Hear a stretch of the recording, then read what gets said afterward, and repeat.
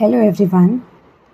अब हम पढ़ेंगे geography of Bihar for BPSC और इसमें हम बिहार के ज्योग्राफी के एक एक पॉइंट को हम कवर करेंगे और ना सिर्फ बीपीएससी के लिए पर अदर स्टेट कॉम्पिटिटिव एग्ज़ाम्स के लिए भी ये काफ़ी इम्पॉर्टेंट है। सबसे पहले आता है बिहार की फ़िज़िकल लोकेशन और उसके शेप के बारे में। तो बिहार भारत के नॉर्थ ईस्ट भाग में स्थित है। बिहार भारत के नॉर्थ ईस्ट भाग में स्थित है और ये एक सब ट्रॉपिकल रीजन में राज्य ये पड़ता है। बिहार का अगर रफली आप अंदाज़ा लगाओगे कि किस शेप का है बिहार राज्य, तो वो एक रेक्टेंगुलर शेप में आपको नज़र आएगा। अब आप इस बात से भी अंदाज़ा लगा सकते हैं क्योंकि नॉर्थ से लेकर के साउथ तक जो इसकी लंबाई है, जो लेंथ है, वो कितनी है 483 किलोमीटर और इसकी चौड़ाई जो है ईस्ट टू वेस्ट या फिर वेस्ट टू ईस्ट वो है 345 किलोमीटर। ठीक है, इससे भी आपको अंदाज़ा लग रहा है कि जिसकी चौड़ाई और लंबाई में मतलब इतना अंतर है, वो इस हिसाब से एक रेक्टेंगुलर शेप ही हो सकता है। अगला है कि बिहार एक लैंडलॉक स्टेट है। बिहार पूरी तरह से लैंडलॉक है, जिसका अर्थ है कि इसकी कोई भी सीमा, कोई भी बाउंड्री समुद्र से नहीं मिलती है। इसमें सबसे पहली चीज़ जो आती है वो है प्रॉक्सिमिटी टू सी, यानी कि निकटतम समुद्र से जो दूरी इसकी है वो कितनी है, वो है 200 किलोमीटर। और 200 किलोमीटर के बाद से कौन सी नदी में ये मिलती है, कौन से समुद्र में मिलती है, तो वो है प्रॉक्सिमिटी टू सी, यानी कि 200 किलोमीटर दूर पड़ता है इससे bay of Bengal. Let me show in the map. देखो, ये हमारा बिहार है, ठीक है, ये हमारा बे ऑफ बंगाल हो गया। अब जो ये पूरी तरह लैंडलॉक है ये राज्य, लेकिन यहाँ बिहार से लेकर के यहाँ बे ऑफ बंगाल तक जहाँ मिलती है ये, यहाँ से बिहार से यहाँ तक की जो दूरी है वो 200 किलोमीटर और सबसे नज़दीक जो समुद्र पड़ता है वो बे ऑफ बंगाल ही है। ठीक है, इसका मतलब ये है। नेक्स्ट इसमें लैंडलॉक वाले में आता है इकोनॉमिक इम्पैक्ट। क्या आता है? Economic impact. इसका मतलब है समुद्र तक सीधी पहुंच ना होने के कारण बिहार अपने इंटरनेशनल ट्रेड के लिए पश्चिम बंगाल के कोलकाता और हल्दिया पोर्ट पर निर्भर करता है। लैंडलॉक है, ठीक है, कोई भी पोर्ट इसके आसपास नहीं है। जो है आसपास में वो है वेस्ट बंगाल का कोलकाता और हल्दिया पोर्ट, यानी कि कोई भी ट्रेड जो बिहार में होता है वो कहाँ से होता है? कोलकाता और हल्दिया पोर्ट से। यानी कि बिहार का इंटरनेशनल ट्रेड नॉर्मली किस पर डिपेंड करता है? कोलकाता और हल्दिया पोर्ट पर। अगला है इसका स्ट्रैटेजिक बफर। अब इसका मतलब क्या है? स्ट्रैटेजिक बफर में पहले तो आप ये समझिए कि बफर किसको कहते हैं। किसी भी दो चीज़ के बीच में कोई अगर चीज़ होती है, ठीक है, ए और सी के बीच में बी है, ठीक है, अब ये जो बीच में, इसे बफर जोन कहा जाता है। क्यों? ये बी है, यहाँ पर कोई भी इम्पैक्ट होता है तो यहाँ पर जाने से पहले पहले यहाँ से होकर के गुजरेगा, तब जाकर के वो सी तक पहुँचेगा। सी से कोई चीज़ होती है, कोई चीज़ शुरू होती है, वो यहाँ से हो करके ही ये तक, तो ये बफर जोन है, ये सोखता है कुछ चीज़ें, तब जाके वो आगे पहुँचती है। बफर का मतलब यही होता है। स्ट्रैटेजिक बफर यानी कि बिहार जो है वो एक गेटवे की तरह काम करता है। अगर किसी को नेपाल से नॉर्थ ईस्टर्न स्टेट्स की तरफ जाना हो या फिर नॉर्थ ईस्टर्न स्टेट्स के अलावा जितने भी पूरे इंडिया है, अगर उन्हें नॉर्थ ईस्टर्न स्टेट्स की तरफ जाना हो तो वो बिहार के थ्रू ही जाते हैं, बिहार से होके ही जाते हैं। या नॉर्थ ईस्टर्न स्टेट्स को अगर बिहार से बाकी इधर स्टेट्स में आना हो तो वो बिहार से होके ही आते हैं, इसलिए ये गेटवे की तरह काम करता है। नेक्स्ट है हमारा टोपोग्राफी एंड एल्टीट्यूड। टोपोग्राफी का सिंपल मतलब होता है किसी ज़मीन, किसी लैंड के स्ट्रक्चर के बारे में जानना कि वो कितना ऊंचा है, कितना नीचा है, कितनी चौड़ाई है, कितनी उसकी लंबाई है। ये बेसिकली होता है टोपोग्राफी। बिहार का जो ज़्यादातर भाग है वो एक बहुत बड़ा विशाल खुले मैदान की तरह है और इसी को हम गंगैटिक प्लेन भी कहते हैं।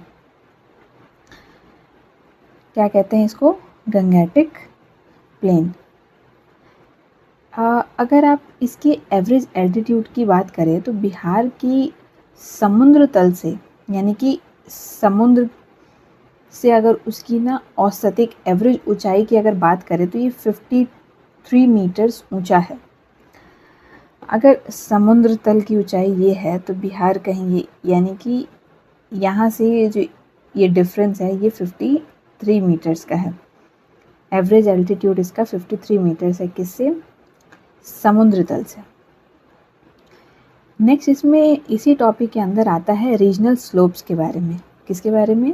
रीजनल स्लोप के बारे में। स्लोप यानी कि जो बिहार का जो स्ट्रक्चर है वो स्लोप किस तरफ से ऊंचा है और किस तरफ बेंट है, इसका मतलब ये है पूरे राज्य का जो स्लोप है वो नॉर्थ वेस्ट से साउथ ईस्ट की ओर है। हमने कहा था कि बिहार एक रेक्टेंगुलर स्ट्रक्चर में है, ठीक है। इधर आ गया नॉर्थ, यहाँ दिखा देती हूँ। मान लीजिए ये आपका बिहार है, ठीक है। ये आपके 4 डायरेक्शंस,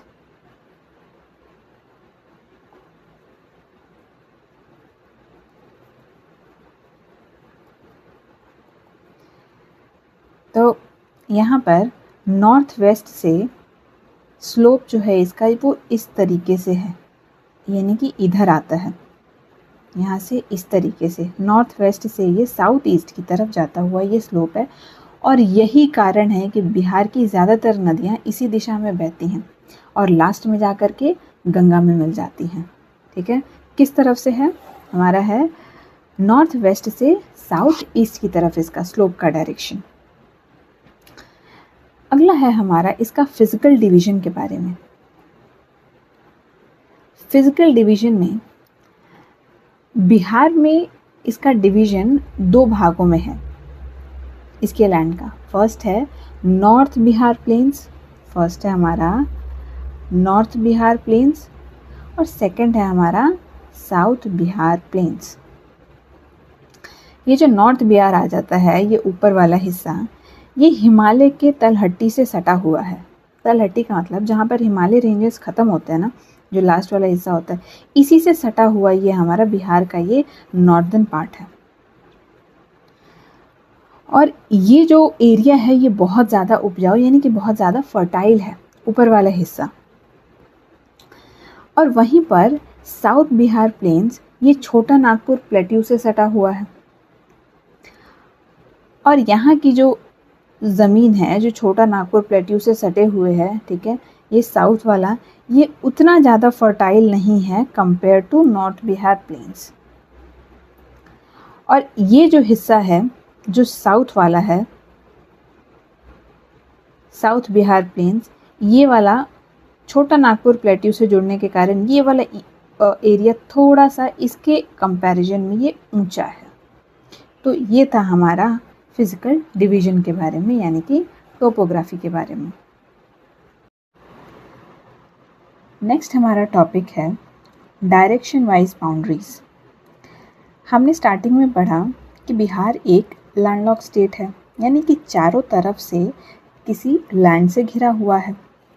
नॉर्थ में ये घिरा है नेपाल से, साउथ में ये झारखंड से घिरा है, ईस्ट साइड से वेस्ट बंगाल से घिरा हुआ है और वेस्ट बंगाल में ये उत्तर प्रदेश से।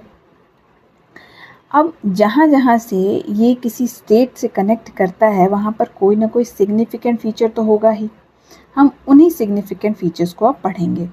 तो नॉर्थ में जहाँ ये नेपाल से जुड़ता है वहाँ पर क्या इम्पॉर्टेंट चीज़ है? वहाँ पे है जहाँ पे ये जुड़ता है वो शिवालिक रेंजेस आती है और वहाँ पर एक सोमेश्वर हिल्स है, वहाँ पर ये कनेक्ट करता है नेपाल से। और ये एक इंटरनेशनल बाउंड्री है जहाँ से ये नेपाल से कनेक्ट करता है। क्या है? इंटरनेशनल बाउंड्री, किसी स्टेट से नहीं, नेपाल से जुड़ रहा है नॉर्थ में ये। अगला है साउथ में। साउथ में ये ज्वाइन करता है झारखंड से, और यहाँ की इम्पोर्टेंस ये है कि ये जहाँ झारखंड से जुड़ता है बिहार, वहाँ पे छोटा नागपुर प्लेट्यू है। यहाँ छोटा नागपुर प्लेट्यू की कठोर चट्टानें और पहाड़ी क्षेत्र जैसे कि गया और नवादा की पहाड़ियाँ मिलती हैं। ठीक है।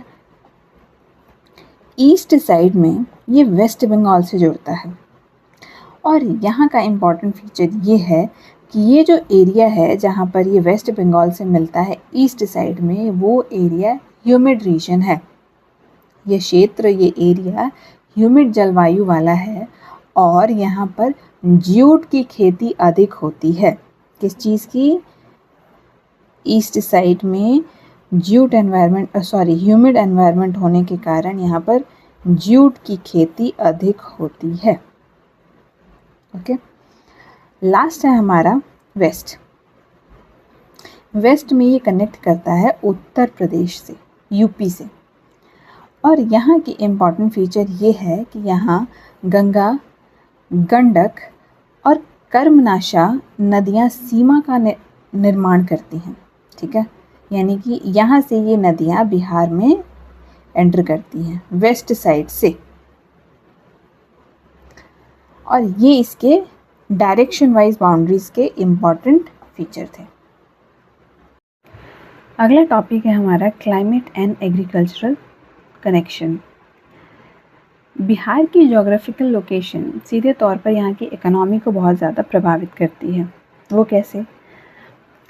यहाँ पर मॉनसून डिपेंडेंस, बिहार जो है साउथ वेस्ट मॉनसून के रास्ते में पड़ता है, और इसी की वजह से जून और सितंबर के बीच भारी वर्षा बिहार में देखी जाती है। सबसे पहली बात कि जब भी इसमें हम डायरेक्शन की बात करते हैं, इसमें हमने डायरेक्शन के बारे में बहुत ज़्यादा पढ़ा। डायरेक्शन को सिंप्लीफाई करने के लिए आपको डाउट ना हो, आप सबसे पहले तो या तो इंडिया का मैप अपने साथ रखें या फिर एक रफ ड्रॉ करें जिसमें ऊपर नॉर्थ आता है, साइड में वेस्ट, ईस्ट और नीचे साउथ। बिहार हमारा कहीं यहाँ पर पड़ता है, तो इसको भी अगर आप ऐसे बांटेंगे तो ये नॉर्थ हो गया, इधर वेस्ट हो गया, ईस्ट और ये साउथ। तो आप ये ना रफ एक दिमाग में ये बात रखो ताकि डायरेक्शन के समय आपको डाउट ना हो। तो यहाँ पर क्या होता है कि बिहार जो है वो साउथ वेस्ट मानसून जो आता है उसके रास्ते में पड़ता है, और इसी की वजह से जून और सितंबर के समय में यहाँ पर बहुत ज़्यादा बारिश होती है, जिस समय फसलें उगाई जाती हैं। अगला पॉइंट हमारा ये है एग्रो क्लाइमेट जोन्स। बिहार के प्लेन्स को यानी कि वहाँ की लैंड को 3 आर्गो क्लाइमेट जोन्स में बांटा गया है। इससे हमें ये पता चलता है कि वहाँ पर 3 अलग अलग हिस्सों में क्यों अलग अलग तरह की खेती होती है। तो सबसे पहला जो प्लेन है वो है नॉर्थ एल्यूवियल प्लेन, सेकंड है साउथ एल्यूवियल प्लेन, और आखिरी है साउथ वेस्ट या फिर साउथ बिहार प्लेट्यू। अब इन तीनों को हम डिटेल में पढ़ेंगे एक एक करके। तो पहले पढ़ते हैं हम साउथ एल्यूवियल प्लेन के बारे में। सबसे पहले हम कवर करेंगे जोन 1 का नॉर्थ एल्यूवियल प्लेन, ना कि साउथ। नॉर्थ एल्यूवियल प्लेन में पहली बात ये आती है कि इसका लोकेशन कहाँ है। तो हमने देखा था कि बिहार को 2 हिस्सों में बांटा गया है, ठीक है, ये नॉर्थ वाला और ये साउथ वाला, साउथ प्लेन और नॉर्थ प्लेन। यहाँ बीच से ये गंगा जाती है, और ये गंगा के ऊपर वाला हिस्सा, गंगा के नॉर्थ वाला हिस्सा, ये हमारा ये नॉर्थ एल्यूवियल प्लेन आता है। ठीक है, इसमें मुख्य जो डिस्ट्रिक्ट्स आते हैं वो कौन कौन से कवर होते हैं? तो वो है मुजफ्फरपुर, दरभंगा, पूर्णिया और सीतामढ़ी। ठीक है, अब जो इस नॉर्थ प्लेन में मेन जो नदियाँ बहती हैं, यहाँ पर सबसे ज़्यादा नदियाँ हैं, और जो बहती हैं उसमें कौन सी है? कोसी, गंडक और बागमती। ये जो एरिया है नॉर्थ एलुवियल प्लेन वाला, यहाँ पर बाढ़ की संभावना भी बहुत अधिक होती है और हर साल आता भी है ये बाढ़। लेकिन साथ ही ये जो लैंड है वो बहुत ज़्यादा फर्टाइल भी होता है, उपजाऊ, और यहाँ पर भारी वर्षा भी होती है। तो ये सारी इसके विशेषताएं हैं। नदियाँ कौन कौन सी? कोसी, गंडक और बागमती। ठीक है, यहाँ पर बाढ़ की संभावना बहुत होती है और हर साल हम देखते भी हैं कि बाढ़ आता भी है इधर। यहाँ की लैंड बहुत ज़्यादा फर्टाइल होती है और यहाँ पर भारी वर्षा भी होती है। अब इन सब फीचर्स के साथ में कौन सी ऐसी चीज़ें हैं जिनकी खेती यहाँ पर बहुत ज़्यादा होती है? तो उसमें है, सबसे पहले है धान यानी कि राइस या पैडी। सेकंड आता है मक्का यानी कि मेज़ या फिर कॉर्न। थर्ड है गन्ना यानी कि शुगर केन। और लास्ट है जूट। इन सभी की खेती हमारे नॉर्थ एलुवियल प्लेन में बहुत ज़्यादा होती है। विशेषताएं इसकी क्या क्या है? यहाँ पर नदियाँ बहुत ज़्यादा हैं जिससे पानी उन्हें मिलता है, कोसी, गंडक, बागमती। बाढ़ की संभावना इधर बहुत ज़्यादा होती है। लैंड ये फर्टाइल बहुत ज़्यादा है और यहाँ पर बारिश की संभावना भी अधिक होती है। दूसरा है हमारा साउथ एलुवियल प्लेन। ये जो एरिया आता है वो गंगा के साउथ में, साउथ ऑफ गंगा, यानी कि गंगा जहाँ से बहती है वहाँ के नीचे के साइड जो है, गंगा के नीचे के साइड का साउथ का एरिया, वो पूरा क्या कहलाता है? South alluvial plain. कौन कौन से डिस्ट्रिक्ट्स इसमें कवर होते हैं? वो है सबसे पहले पटना, नालंदा और बेगूसराय। यहाँ की जो स्पेशलिटी या फिर फीचर्स कह सकते हैं इस एरिया की, वो है गंगा नदी बहती है तो यहाँ पर इरिगेशन की कोई प्रॉब्लम नहीं होती है, सिंचाई की बढ़िया से सिंचाई हो जाती है। फ्लड प्रॉन एरिया ये है नहीं, यहाँ पर ज़्यादा फ्लड आता नहीं है। मीडियम रेन भी ना ज़्यादा अधिक होती है ना ज़्यादा कम, जितनी ज़रूरत होती है उतनी यहाँ पर रेन आती है। और ये वाले लैंड में भी जो जितना ज़मीन है वो फर्टाइल है। अब इन विशेषताओं के साथ में कौन कौन सी चीज़ें हैं, कौन कौन से एग्रीकल्चरल चीज़ें हैं जो यहाँ पर उगा सकते हैं, कौन सी खेती होती है? तो सबसे पहला होता है धान, जिसे अधिक बारिश की ज़रूरत होती है, पानी की ज़रूरत होती है, धान उगाया जाता है यहाँ पर। ठीक है। दूसरा है गेहूँ यानी कि वीट भी उगाया जाता है। मक्का हो गया। और लास्ट है यहाँ पर तिलहन। तिलहन किसको कहते हैं? ऑयल सीड्स को, यानी कि वो सीड्स जिससे हम ऑयल निकालते हैं। तो ये 4 वो खेती है जो कि इस एरिया में होता है, धान, गेहूँ, मक्का और तिलहन। और वो कौन कौन सा एरिया है? पटना, नालंदा और बेगूसराय वो एरिया है जो कि साउथ ऑफ गंगा में आता है। और यहाँ के फीचर्स ये है कि इरिगेशन के लिए यहाँ पर सफिशिएंट पानी अवेलेबल है। फ्लड यहाँ पर ज़्यादा आता नहीं है, बाढ़। तीसरा ये है कि बारिश जो है यहाँ पर ना ही अधिक होती है और ना ही कम होती है, जितनी मात्रा होती है सफिशिएंट मिल जाता है। और यहाँ का लैंड फर्टाइल है, इसीलिए ये 4 खेती जो है वो यहाँ पर बहुत अच्छे से हो जाती हैं। तीसरा है हमारा साउथ वेस्ट या साउथ बिहार प्लेट्यू। और ये हमारा बिहार का दक्षिणी या दक्षिणी पश्चिम हिस्सा है। यहाँ पर हमने पहले भी पढ़ा कि यहाँ की जो ज़मीन है वो थोड़ी ऊंची और कुछ भाग पठारी है, और इसी कारण की वजह से यहाँ पर बहुत ज़्यादा बाढ़ नहीं आ पाता है, बहुत ज़्यादा बारिश नहीं होती है। ये कौन कौन सा रीजन है? गया, जिसे अब हम गया जी भी कहते हैं, गया जी, औरंगाबाद और रोहतास, ये एरिया इसमें कवर होता है। यहाँ पर बारिश उतनी ज़्यादा नहीं होती है। ये इसमें कितने एरिया हैं जो ड्रॉट प्रोन एरियाज़ भी हैं। यहाँ पर लाल सैंड पाया जाता है, जो मिट्टी है उसे वो लाल सैंड है। यहाँ पर बारिश कम होने की वजह से और ड्रॉट प्रोन एरिया की वजह से यहाँ पर खेती के लिए इरिगेशन पर डिपेंड करना पड़ता है।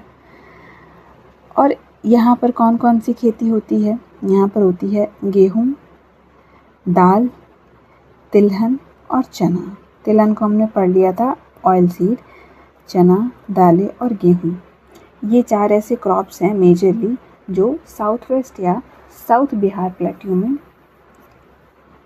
इनकी एग्रीकल्चर किया जाता है। तो ये 3 एग्रो क्लाइमेटिक जोन थे हमारे।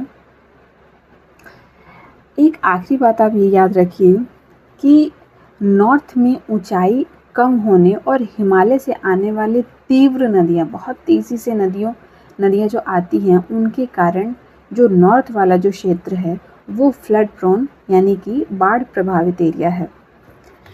ये हमारा बिहार है, ठीक है, ये नॉर्थ वाला हिस्सा हो गया, ये साउथ वाला। अब यहाँ हिमालय रेंजेस हो गए और ये थोड़ा इसकी जो ऊंचाई है ना वो थोड़ी कम है ये नॉर्थ वाले की। तो यहाँ नदियाँ जो तेज़ आती हैं इधर से हिमालय से, उनकी इतनी तीव्र गति फास्ट होती है, ठीक है, उसकी वजह से ये area mostly flood prone area यानी कि बाढ़ प्रभावित रहता है।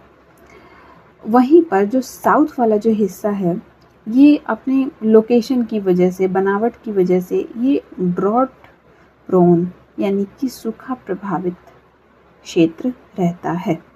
और अभी हमने पढ़ भी लिया।